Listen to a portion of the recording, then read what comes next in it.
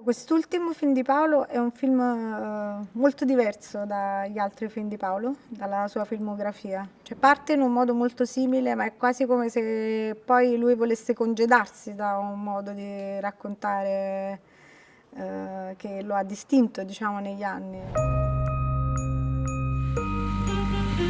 Amore, non correre! Non ti preoccupare, va! Ti sei fatto grande? Guarda tua madre.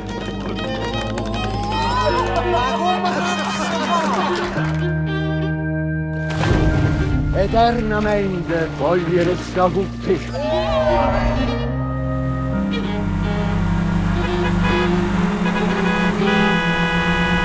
A parte l'inizio volutamente un po' più barocco, diciamo, tutto il resto è stato molto semplice, quindi diciamo proprio dimenticarsi qualsiasi tipo di tecnicismo o di manierismo e privilegiare il racconto emotivo, lasciare che la sostanza parlasse. Vabbè.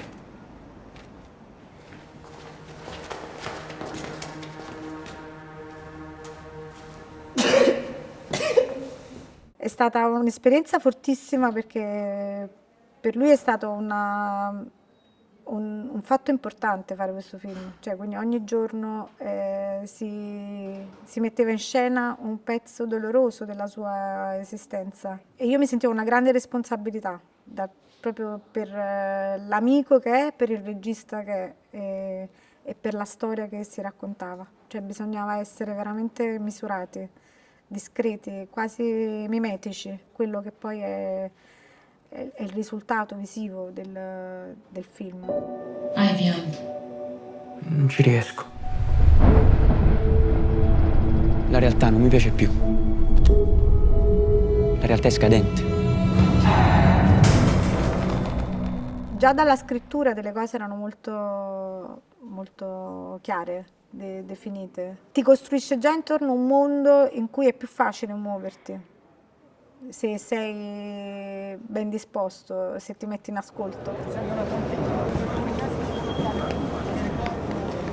Piano piano, Filippo, guarda tutto, guarda tutto. Mi ha detto una cosa molto bella prima di iniziare il film, ha detto questo sì è un film sulla mia vita, ma è anche un film sul momento particolare della vita che è l'adolescenza, ma è anche un film sulla mia passione per il cinema. Questo l'ha detto a tutti i capi reparto che stavano là in riunione. Molte cose, diciamo, me le sentivo molto vicine alla mia di esperienza personale, cioè al mio vissuto. Ho cercato di comprendere quella storia dal punto di vista diciamo emotivo più che tecnico, che era anche quello che lui finalmente voleva fare e che era completamente diverso da tutto il resto dei suoi film. Guarda tua madre.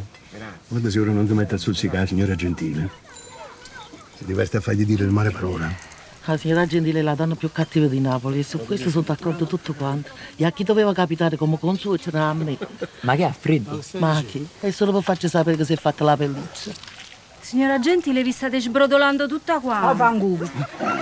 Paolo non è una persona che parla moltissimo, io pure non è che sono proprio una chiacchierona, per cui è quasi nel non detto che ci siamo detti delle cose. Io gli ho chiesto magari di raccontarmi delle immagini che aveva della sua, di quel momento specifico della sua vita. Che poi noi abbiamo girato in una casa che era praticamente nello stesso palazzo in cui lui ha vissuto, quindi la stessa casa solo al piano sotto, quindi era proprio rimettere in scena quella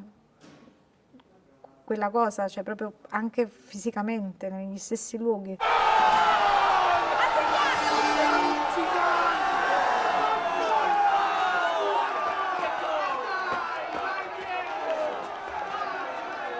Ma tu sei cretino.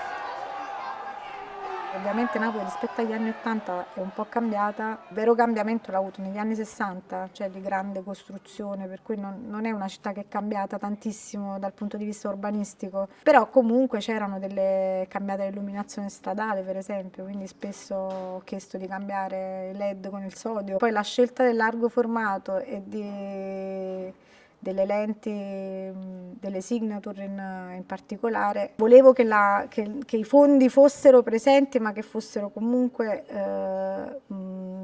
diciamo non eccessivamente a fuoco, quindi avere una nitidezza nell'immagine, un grande dettaglio, però comunque una grande differenza tra la figura in primo piano e lo sfondo. Quindi ho provato un po' di lenti e le signature sono state, diciamo, le migliori, perché pur essendo molto precise, molto nitide, avevano comunque in sé una morbidezza che mi piaceva, e che comunque, pur essendo insomma delle lenti super precise, erano anche molto leggere e versatili. Poi, conoscendo insomma Paolo e il suo modo di stare sul set, ho pensato che quelle potessero essere anche le più versatili, perché non ci costringevano ad essere diciamo pesanti. Arrivare qua. Così. Il gas era piccolo. Girare in quella casa, c'è una casa vera, con tutte le difficoltà di una casa vera, i soffitti bassi, cioè quella poi è un'edilizia moderna di un quartiere residenziale, per cui case molto basse. Devi già illuminare in un certo modo, quindi molte luci diegetiche, pochissima costruzione, la possibilità di muoversi com'è, perché poi insomma io ero anche abituata al fatto che lui si muovesse a 360 gradi, che spesso gira con più macchine. Infatti noi tendenzialmente abbiamo girato con 1-2 macchine, però ci sono state molte scene in cui abbiamo girato con 4. Che dice di bella la signora Gentile? Che dice? Ricorrendo a un inedito slancio poetico, dice che ci stimi in maniera incondizionata.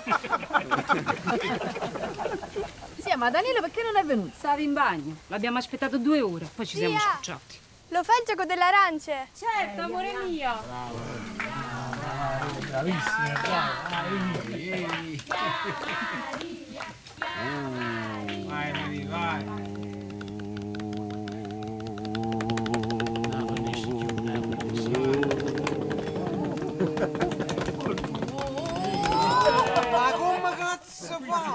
È una scena di recitazione molto concitata, per cui l'abbiamo girata in sequenza, senza pensare a quale fosse la scena, cioè l'inquadratura che dovesse avere la priorità, perché i fondi cambiavano. L'abbiamo girata su 4 giorni con 4 macchine, per cui insomma bel casino. Al secondo giorno ero un po' preoccupata, lui mi ha guardato e mi ha detto: ma devi stare tranquilla, perché questo è il racconto di tutte le domeniche della nostra vita, non è una sola domenica. Mi ha fatto riflettere su quello che, per fortuna poi era era tra i primi giorni di ripresa, insomma, di quello che doveva essere questo film. Cioè, non inseguiamo la perfezione tecnica, raccontiamo tutte le domeniche della nostra vita, quel momento preciso della nostra esistenza.